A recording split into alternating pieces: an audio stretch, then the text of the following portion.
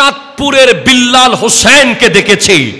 আমার নবীকে যখন পিয়ন বলেছে, উনি নিজের বাড়ির চিন্তা করে নাই, নিজের চাকরির চিন্তা করেন নাই, নিজের পরিবারের বাজারের চিন্তা করেন নাই, সাথে সাথে গোস্তাগ রাসূলের সাজা দিয়ে প্রমাণ করেছেন আমার নবী হলো আল্লাহর সবচেয়ে বড় আমানত।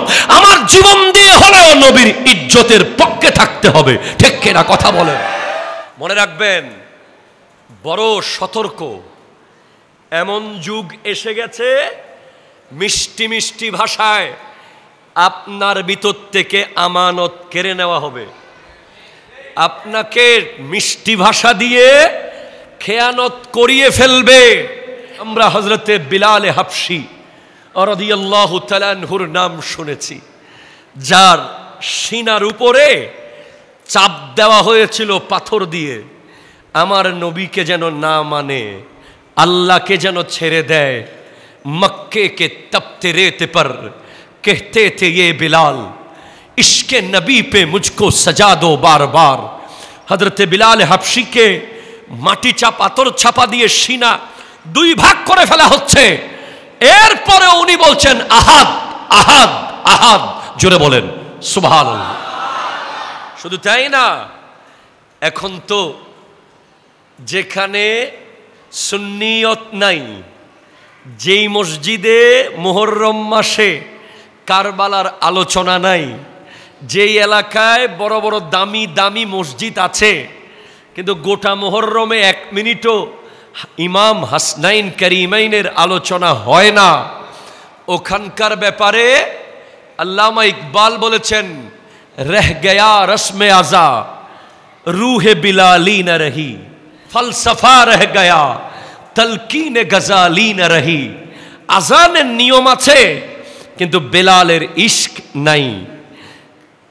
ফিলোসফি আছে, ইমাম গজালির সেই চিন্তাধারা নাই। বুঝাতে চাচ্ছিলাম, যুগে যুগে বিলাল হোসেন রায় নবীজির শান ও আজমতের পক্ষে জীবন দিতে প্রস্তুত থাকে।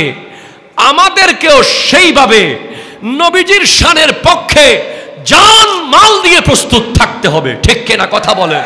আমার নবী 1450 বছর আগে বলে গেছেন, আলাইকুম বিমুজালাসাতিল উলামাই ওয়া ইস্তিমাই কালামিল হুকামা ফাইন্নাল্লাহা ইউহিল কলবাল মাইয়াতা বিনূরিল হিকমা কামা ইউহিল আরদাল মাইতাতা বিমাইল মাতার।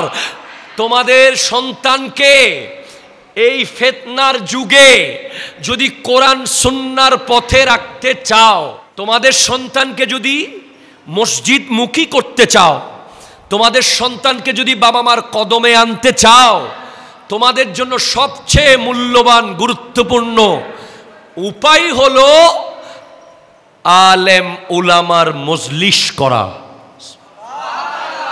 কেন? ফাইন্নাল্লাহা ইউহিল কলবাল মাইয়াতা। আল্লাহ মৃত কলবকে জিন্দা করে দেয়। যেভাবে বৃষ্টির পানি মরা জমিনকে সুজলা সুফলা করে দেয়, সেভাবে হক্কানি আলেমের বক্তব্য মরা কলবকে জিন্দা করে দেয়। জোরে বলেন সুবহানাল্লাহ।